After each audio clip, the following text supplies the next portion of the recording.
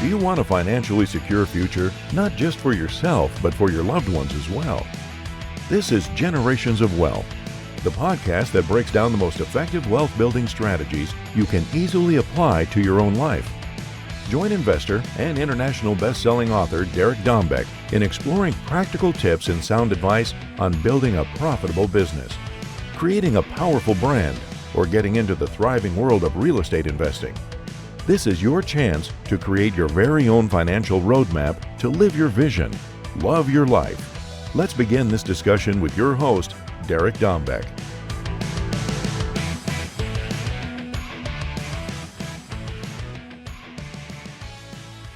Welcome to the Generations of Wealth podcast. I'm your host, Derek Dombeck, and we have a super awesome guest today.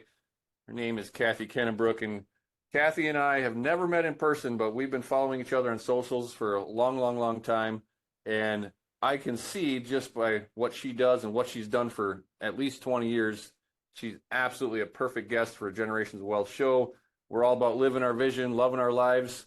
And Kathy, in our little pre-show, we were talking a little bit, and you were really expressing to me your joy of working with land and multifamily and single family and just the whole transition you've gone through for the last 20 years in business.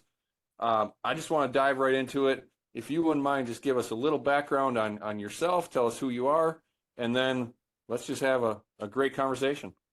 All right, terrific. Thank you. And I appreciate your inviting me on board, Derek. All right, so most of you folks probably don't know who I am, so let me just tell them a little bit about myself. I got started in real estate investing over 20 years ago. I'm getting old, man. And wait. Over 20. So you started when you were 9. Is that correct? Thank you so much. Okay, you may continue. Okay. So for the prior 20 years, I had spent that time in the banking and the barter industries. And I was working 60, 80 hours a week, putting 100,000 miles a year on my vehicle. That's a lot. And so we knew there had to be something better out there for us. We just didn't know what it was going to be. And I got sucked in by one of those great late night infomercials on how to buy houses with no money down. And fortunately, at that time, the person who ran our local real estate club meeting was actually one of my customers in Tampa, Florida. I am from the west coast of Florida. We are just north of Sarasota and below Tampa. And I called him on the phone and I said, what do you think about this real estate investing stuff? Does it really work? And he said, yeah, come to one of our meetings and make that determination for yourself. And so we started going to some meetings and some seminars and all of that. And we started buying some books and tapes and programs and put them on a shelf, never to be seen again. And after about a year, we had spent over $13,000 on books, tapes, and programs, and we'd done absolutely nothing. And at that point, I was irritated, really irritated. I told my husband, we're going to do one deal because I want my money back. And so what we started to do, we'd already learned that if you could get a seller contacting you first, you were much more likely to make a better deal. And so that's kind of how we got into using like a lot of marketing techniques and a lot of direct mail to really draw motivated sellers in to us. And my direct mail campaigns got all over the country. And about 4 years later, I ended up starting to teach. And I taught all over the country. I still teach all over the country and across Canada. And so at that point, we were doing so many deals with houses and multifamily, like you're saying. And I was teaching and I was exhausted a lot of the time. And so we love to kayak. So we ended up buying a home. Actually, we had a home built in North Florida, near the Swanee, the Ichnataki, the Santa Fe rivers, so that we could be closer to our kayaking. And it's in a very, very rural area in North Florida. And so the whole plan was to open the gate, pull in, chill, relax, and that would be the end of it. Well, the only problem with that is we're driving around and we're doing things, and there's all this vacant land going, buy me, buy me, buy me. And so I started doing some research about buying vacant land, and I started talking to a lot of different friends that we knew. And we started going to some tax certificate and tax deed sales, and that's how we initially bought some vacant land. And then I developed some things of my own, and I developed this incredibly awesome direct mail campaign that we still use today, obviously, to draw in really highly motivated sellers of vacant land. And so at this point in time, we've been doing vacant land for about 15 years. We've been buying, selling, and leasing and owner financing homes, multifamilies, and all of that for 20 years. So I've been around a really long time. We've done a ton of deals. So ask me anything you want. I got a ton of questions, so this will be fun. But I want to go back to who was running that group back then, that person that, was running your local group. His name was Mike, and it was the local real estate club in Tampa. He has since passed away, unfortunately. Okay. And his daughter and son-in-law have taken the group over now. And so that group is still out there and still active. Okay. Because I've got friends in Tampa in the St. Pete area, and so every once in a while I cross paths with, mutual friends. So I was just curious. Yeah, it was the Petracos and the Radetskis and those guys. Okay. Okay. So I'll just dive into my own belief system, and I shouldn't say my belief system, but what a lot of us are taught, right? Land is hard because it doesn't cash flow. So unless it's ag land or something that has timber on it or some kind of mineral rights, I've stayed away from land. Now I do have, I have my own quarry. I have vacant land that's, for my own personal use, but how do you make money off of land? That's what everybody wants to know. Without the carrying costs eating up all your profits. Okay, so this is where it's so exciting. I have a lot of students throughout the country, and I have a lot of friends out there, and their belief system is buy vacant land, sell it for a profit. So buy and flip. And every time I hear that, it just makes me joke, because there's so much money in vacant land, you have no idea. So basically what I do is I hone in on folks who simply have vacant land they just don't want or need. In many cases, again, remember, I'm in Florida, I'm in the geriatric capital of the world. This scenario is true throughout the country, in all different areas of the country. So a lot of the vacant land that I end up buying, I'm buying from distressed sellers. And one of the ways that I do that is by using very specific targeted stacked lists to reach those sellers. Okay. One of the main types of mailings I like to do are past due tax bills. And that's where it begins. So for example, I did a mailing a month ago. We mailed out 147 pieces. We got 19 responses from that mailing, and I bought 7 pieces of vacant land. The response rates from these mailings are higher than anything you will ever touch or put your hands on. That is why it's so significantly different than buying a house.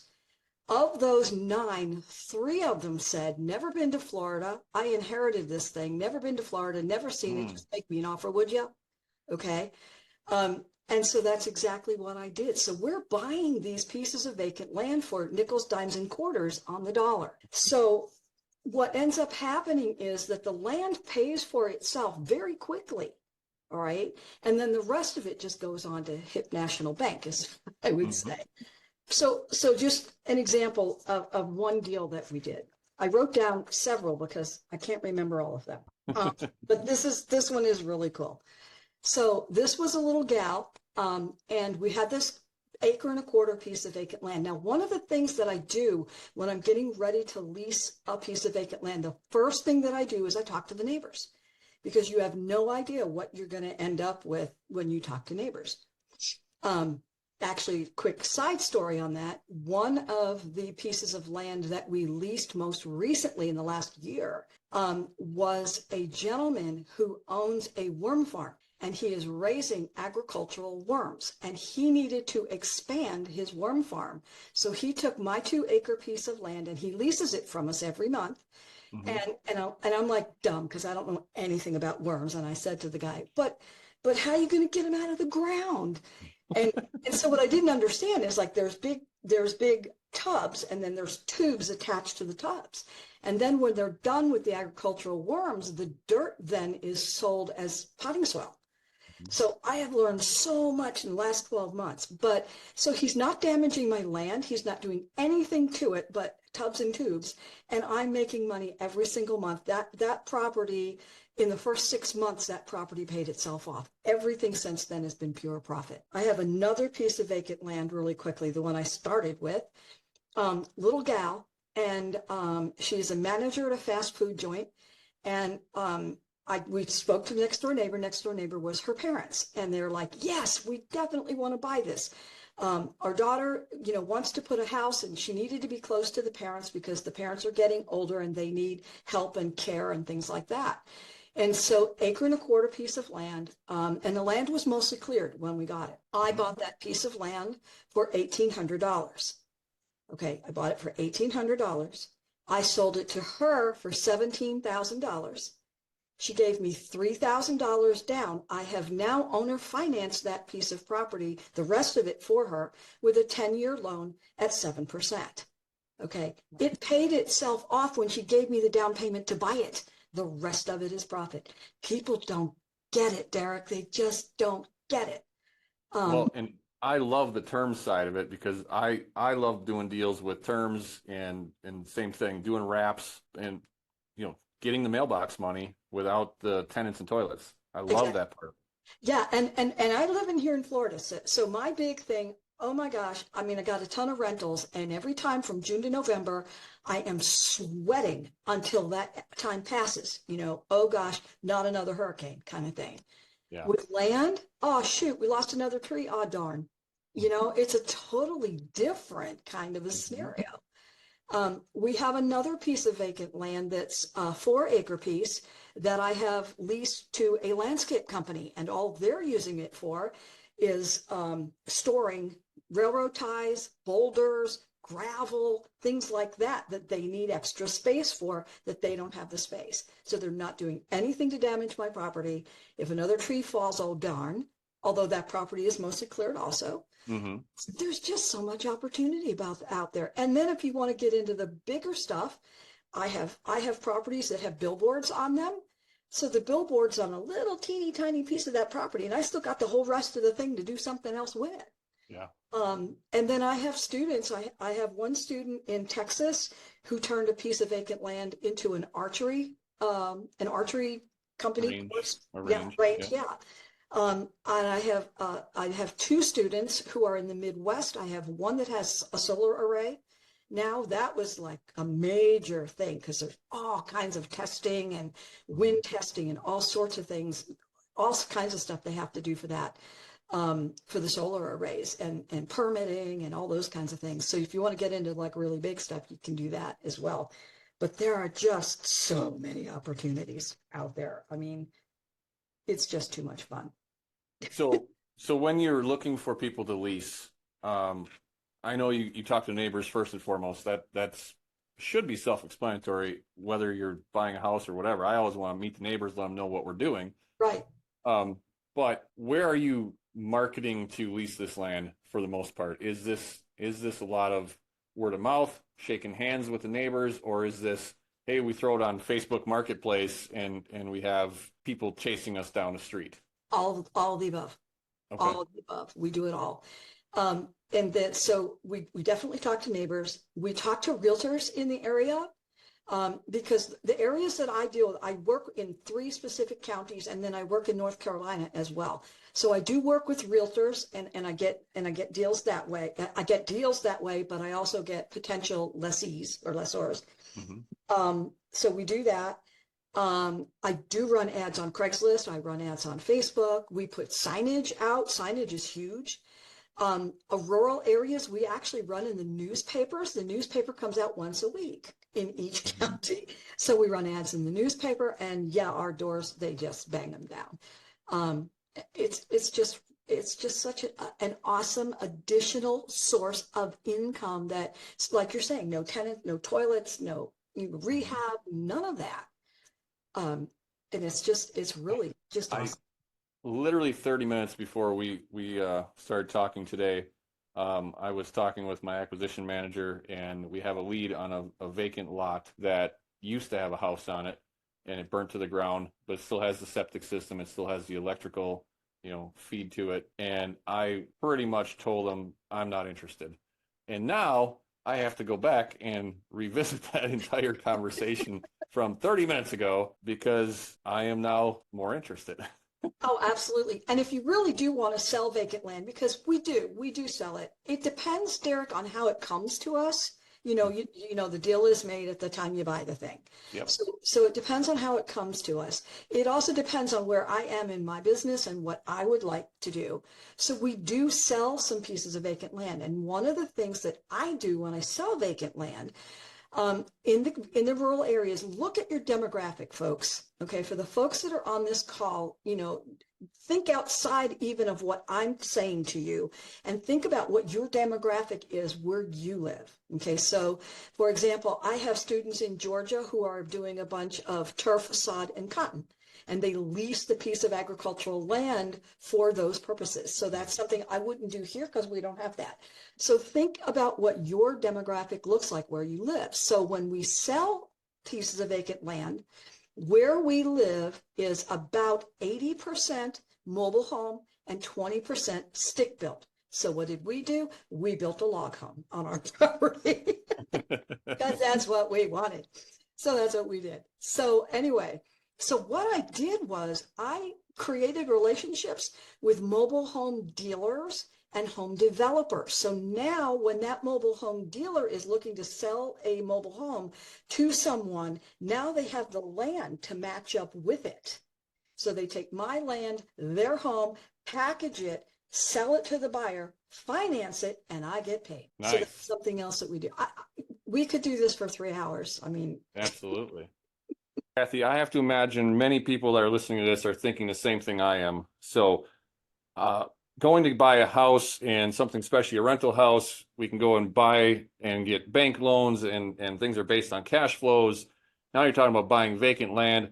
How do you fund these deals? Okay, that's a question I get asked a lot.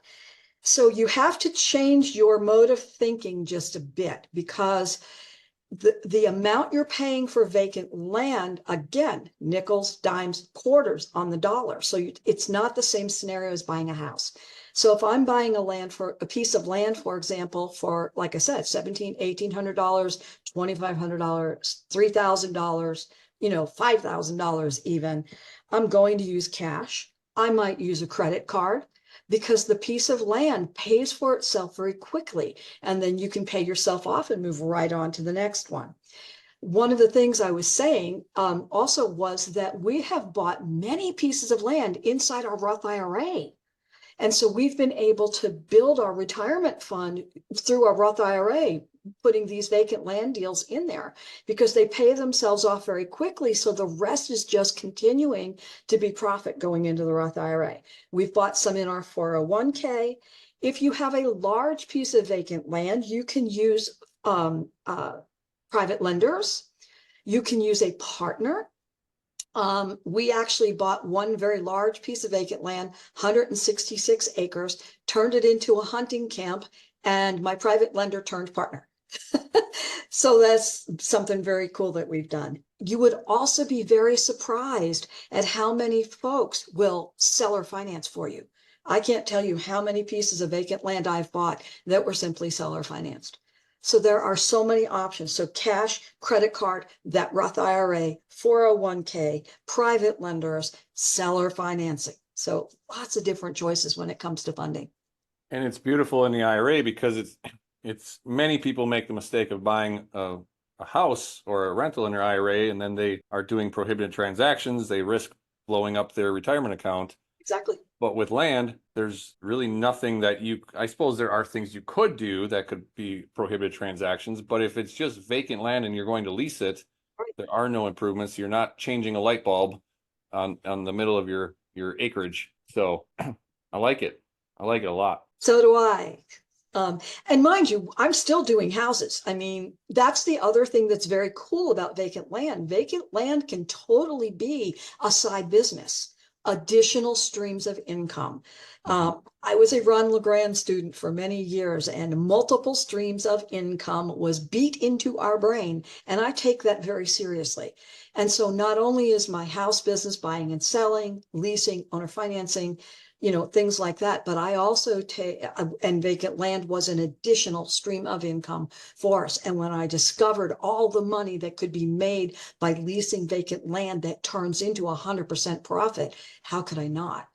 So it's an additional stream of income for you. So anybody who's out there doing creative real estate deals needs to be thinking about adding vacant land as that additional stream of income. Absolutely. I mentioned we have a quarry, and that was, we had bought a farm here in central Wisconsin where I live, and the farmers were losing their property. They were in foreclosure. They were in bankruptcy. We were able to permit 50 acres of their farm into an operating sand quarry, and they were able to stay there and keep, raising their animals and live in the house and everything else. So it was an opportunity, and this is called the Generations of Wealth show for a reason. Land can be that generational wealth. We are structured to just get a royalty with every. I have a love of dump trucks. Every time a dump truck rolls out, it's like, another little paycheck. So I love that when you said leasing it out and not selling it back off, because once it's paid off very quickly, that could be in your family forever and absolutely producing revenue forever. When my mom was still alive, we actually bought a couple of small pieces of vacant land and leased them out, and the rental on them was probably like $500, $600 a month. They were like acre pieces that we leased out, and that money just went straight to her. Once I got my initial investment back, the rest of it, we just had them send it to her every month. So it was a way to help out my mom that never came out of my pocket at all.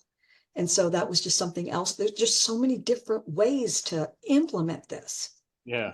How do you figure out, the rental rates on land? So where I live, agricultural land is in very high demand, and that's easy to figure out rental rates because you go to 3 or 4 farmers and they're going to be bidding each other up because there's a shortage of a decent cropland. But if you have an acre or 2 acres, and how do you figure out? There is no websites to go to figure out what is this 1 or 2 acres worth per month. What do you do? Part of it is that the market speaks to me. It's sort of a market thing in each individual area. And we'll talk to realtors in the area. If you're working in rural areas, the realtors know everything. It's scary. There's one realtor that I work with, and I'll get a piece of property under contract, and I'll ask him about that property. Oh, you're talking about so and so's property. Yeah, I know their mama, I know their grandpa, that sort of thing. Yeah. So that's very prevalent where we work at. Something else that I do, if I have an acre or 2 acre piece of land, and it's like on or near like a main road, those are some of my favorites too. One of the other thing I do is temporary leases. So I will do a temporary lease. So I had a piece of it. I ended up selling this piece of vacant land because somebody beat on me and they really wanted it, and they made a terrific offer, and I just couldn't say no. But I kept that piece of vacant land for 2 years, and the front part of that piece of vacant land was clear and the rest of it was not. It was treed. Mm-hmm. And I was using it for temporary leases. So Christmas tree lots, vegetable stands, fireworks. They set up their booth, they bring their generator, they don't need anything from me, they don't need electricity, they don't need light, they don't need anything. And they will come and they'll the fireworks stand, for example, he'll come in and he'll be there for 2 months. Whatever's close to 4th of July. So he'll be there like for, like all of June and like most of July kind of thing. And he'll rent for like 2 months at a time. Christmas tree lot, they come in day after Thanksgiving. They leave right after Christmas. So, and some of those became like constants for us. They would come in regularly because they knew I had it available. And so we did temporary leases. And then that particular piece of land was a beautiful 1.5 acres on a main road. And somebody finally beat me up and he put a tiny home on there. It's so adorable. Yeah, he did a road like way back to the back of the piece of land, and he built a tiny home on it, and it's so cute. It's got to be maybe 600, 650 square feet. It's adorable. Oh my gosh. And there's people that do that. They will rent to folks with RVs or tiny homes and that type of thing too. So just playing devil's advocate, what are some ahas or some maybe expensive mistakes that you've made or you've seen your students make that you can help with? Because there's always challenges that come up in any kind of investing. So what's some ahas that you've had over the years? Fortunately, I haven't had any ahas, but I have learned, and I've learned from some of the best.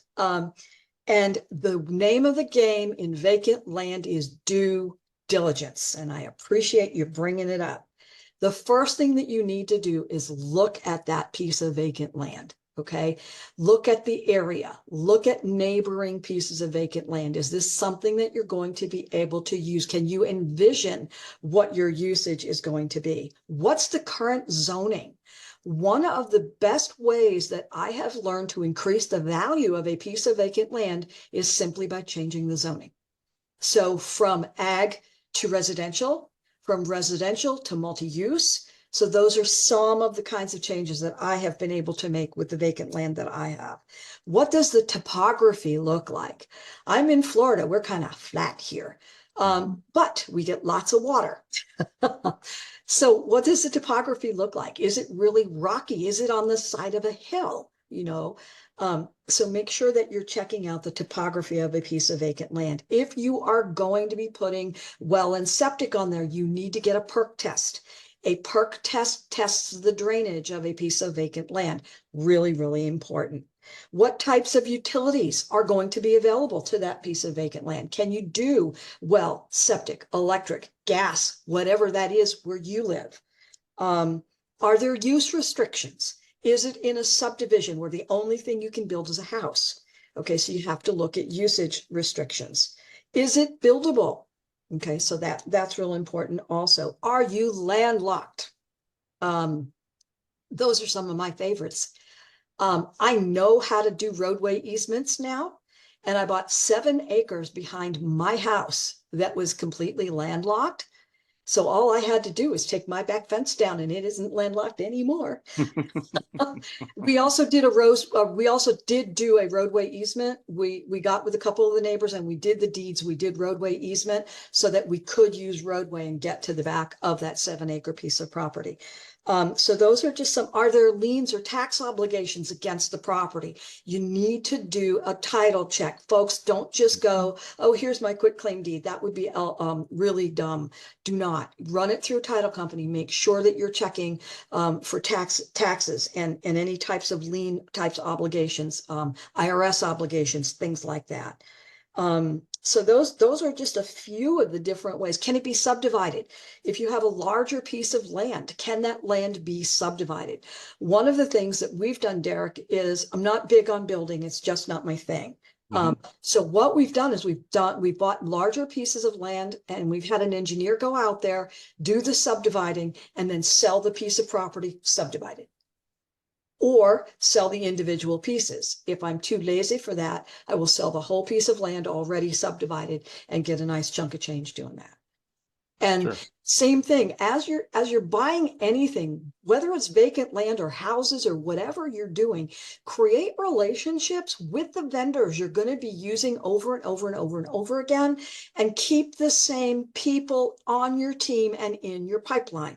Because when stuff comes up, they're going to take the extra steps to help you out. Or I need a survey tomorrow, and that survey person is going to go, okay, and put your survey on the top of the list. Another way to increase value on a piece of vacant land is also let the person see what they're buying. So at least do a survey or at least find the markers, locate the markers so that a person can drive up, oh, okay, there and there and there and there. So those are just some other points to the due diligence. Do you ever look at EPA reports or anything if you suspect there might have been, old gas tanks there or anything else? Yes, we do. That's another part of your due diligence, is checking EPA reports. Absolutely. We also have checked, and I don't want to get into, because this could be a whole nother hour's seminar, mineral rights, to make sure that there are no mineral rights contracts sitting on your piece of vacant land. I have bought them with mineral rights contracts. If the mineral rights contract is older than 20 years and they have not acted on it, it is now extinct. Is that state specific? No, that is That's yes, across the board. it's across the Okay. board. Yeah. So Interesting. just something else. That same thing, something I've learned over the years. Right. Absolutely. Right now I'm closing on a property in a couple of weeks, and it's a waterfront property, and it's got enough acreage that I can subdivide it into 2 and possibly 3 parcels. It has structures on it, but I don't do a lot of that over the years. I've done, some surveying depending, but the reason I'm bringing this up is when I was looking for a surveyor, the gentleman that I found is 79 years old. He's been surveying for 50 years. Yep. And he knows the history of every piece of property in that neighborhood. That's what I'm saying. And he knew all the surveyors back in the old days when it was the logging companies, because where I live, there's a lot of paper mills, so there's a lot of logging. Right. And they used to pay these surveyors almost the faster they would go, the more they would make. So their accuracy was not very high. Correct. And I mean, we sat and talked for a couple of hours before we ever even took a walk around the property to start looking at where we wanted to survey. And so what you said about relationships, I literally just met this person, but it's very clear that he's had those relationships and he knows the history. It was a fantastic find for Absolutely. sure. And that's important because even here in Bradenton, there are 2 major surveyors in the area. One's a big company and one's a small company, and I work with both, and for different reasons. And I had a piece of property that I was buying in an artsy sort of a neighborhood subdivision where I bought other pieces. And when I called the surveyor, he said, I really want to go out and I want to survey this property because the gentleman who surveyed this property 40 years ago made a mistake at the beginning of the survey, and it carried all the way through. And it was like, okay, dude, I'm all over it. Go ahead. My piece of property was actually 3 feet to the right. So the neighbor's driveway was now mine. Yeah. And so, so whether you're buying a house or you're buying a piece of vacant land, you got to find the markers. You've got to get a survey so you know what you've got. Absolutely. I'm a big fan of using options. Do you ever get involved in options on land? No, I have not. I'm just doing so much other stuff that I have not dealt with options on those at all. With it at all. You can? Absolutely. Yeah, and the way I envision that is when you mentioned past due taxes.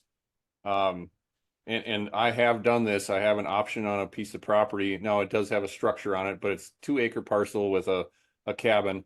And I've had an option on it for about 5 years. Cool. And the gentleman was it's free and clear property, but he couldn't pay the real estate taxes. So I paid about $4,500 for the real estate taxes, and I have a 10-year option to buy this property with the cabin for $18,000. Excellent. And it's probably worth $150,000. So, and I did that in my retirement account. So right. I like, having those types of structures. And honestly, in that case, I want him to live there for the rest of his life. Right. And when it's passed on to his heirs, then I'll exercise my option, or I'll sell it back to the family. Right. Absolutely. So fantastic. One of the other secrets to vacant land, this is huge, folks. This is your aha moment for the day.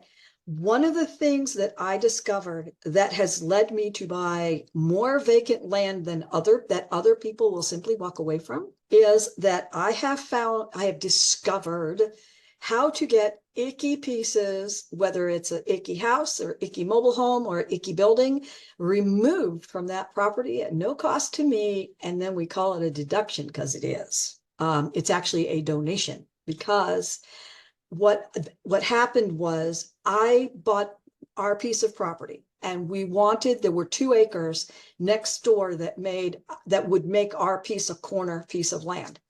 And I wrote the guy a letter every month for almost a year. Hey, when you're ready to sell, I'm ready to buy. I live next door. I really want this, blah, blah, blah. I wrote him pretty much the same letter every month.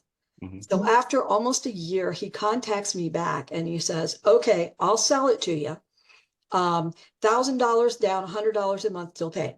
He's like, okay, I'm all over that at a really good price. So the only problem was that there was this icky, disgusting mobile home on this piece of property.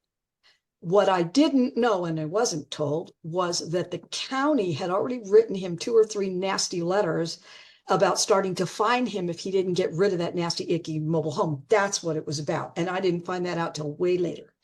Due diligence. So we close on the property. And so I talked to my buddy, the realtor who has been here forever. And he goes, oh, that's easy. All you have to do is call the fire department and get them to burn it down for you. Seriously? So here's what happens. You can call your local, and this works here in Bradenton too. So, and we're a pretty big city here. So this isn't just a rural thing. This is all over the country. I got students doing it all over the country. So what they do is they need things to help train new EMTs, new firemen, new fire ladies. And what they will do, so we were in a burn ban at that time because it was very dry. And so we had to wait until we came out of the burn ban, which was about 3 months. And then they called us on a Friday night, said, we're coming out Saturday, we're going to burn it down. And I said, okay. So we came up on Friday night, and at 6 o'clock in the morning on Saturday, I hear all these vehicles, I hear music. I'm like, what? And there's all these vehicles everywhere, and there's fire trucks, and there's ambulances, and there's all these people stopping, looking to see what went on or is going on. It was craziness. Anyway, so they burned it down. It was a nasty, icky mobile home, like the toilet had fallen through the floor. It was really bad. And so they burned it down. And it was honestly, Derek, it was the most amazing thing I have ever seen. It was so orchestrated and so amazing. And so they burned that thing down. And they stayed on the property like all day and into the evening to make sure we didn't have any embers or anything like that. And there were a couple of small trees in front. They cut those down. They burned those too. And then all we were left with was the metal chassis from the mobile home. And we called a scrapper. He came and got that, and our land was clear. Done. So I walked over to them with my checkbook and I wrote a check, and the guy goes, oh, no, there's no charge for this. We can't tell you how much we appreciate you letting us come on your property and do this. And I'm like, oh, no. This is the most amazing way to get young people involved in something really important. And we made another donation and gave them a check that day because it was the most amazing thing I've ever seen. And we've had that done. So it's changed the way that I look at any piece of vacant land. And we've done that probably 3 or 4 other times since then. And I have students throughout the country who are doing that. And down here, even in Bradenton, and we're like in a city. This isn't like a little rural area at all. So that's like your golden nugget for today, because we're buying properties other people would just simply walk away from. That's fantastic. That's awesome. Well, I do want to talk a little bit about, you wrote a book, I believe. I am. And can you tell us a little bit about that? What's it called? What's it about? It is called Your Personal Path to Prosperity. And basically, I go through pretty much in the various chapters every step that you need to know about in order to build and create your real estate investing business. So I even talk about marketing and finding motivated sellers, and I talk about how to work with your spouse, how to build your dream team. So all of the things that build the core of your business. Okay. And we're going to make that available, that they can come and get it from your site. And I don't know what you charge for it, but you can go to thegenerationsofwealth.com/Kathy, and Kathy is spelled with a K.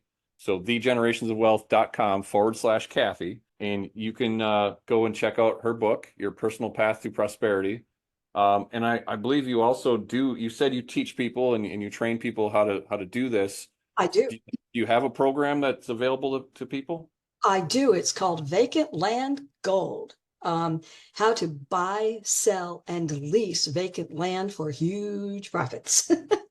Vacant Land Gold. I like the name. Yeah, and I teach that throughout. I teach that throughout the country.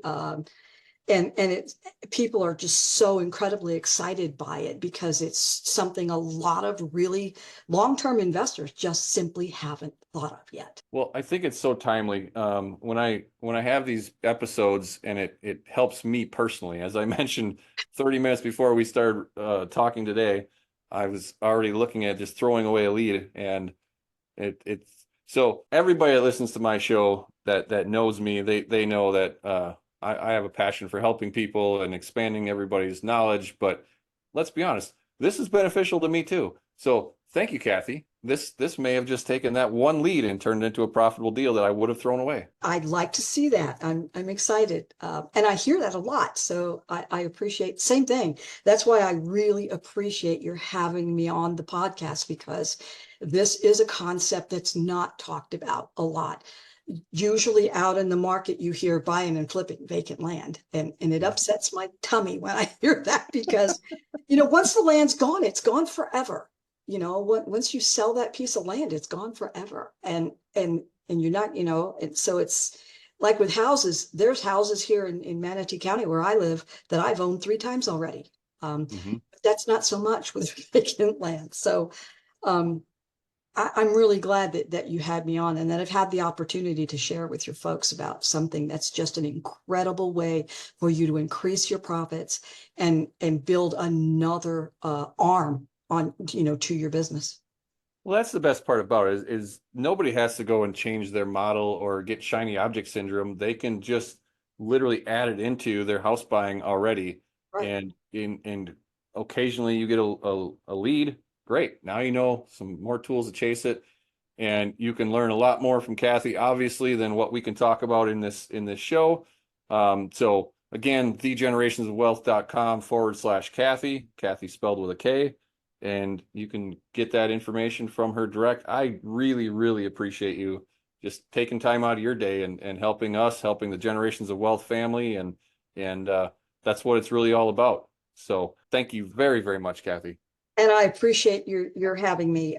The person who referred me, like I said, you and I have been running around in the same circles for a really long time and have not crossed paths directly to have the opportunity to meet each other. So I appreciate that person that put us together today. And I really appreciate the opportunity to talk to your Generation of Wealth folks and to have a chance to, again, share something with them that probably a lot of them have simply not heard. Absolutely.